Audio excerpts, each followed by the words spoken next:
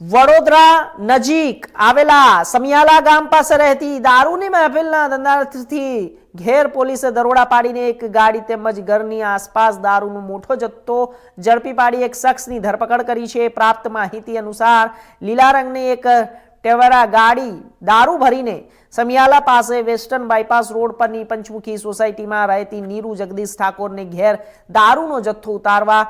જાય છે તેવી માહિતીના આધારે જિલ્લા એલસીબીએ મહિલાઓના ઘેર દરોડા પાડતા ઘર પાસે માહિતી મુજબની ગાડીઓ ઊભી રાખી હતી। ગાડીની ડ્રાઈવર સીટ પર બેસેલા શખ્સ વિજય પ્રભાત ઠાકરડા અને તરસાલી મૂળના સાથી રાખી ગાડીમાં તપાસ કરતા ગાડીમાંથી તેમજ મહિલાના ઘરની આજુબાજુની ગાડીઓમાં ઝાડીઓમાંથી દારૂની 729 બોટલો મળી આવી હતી।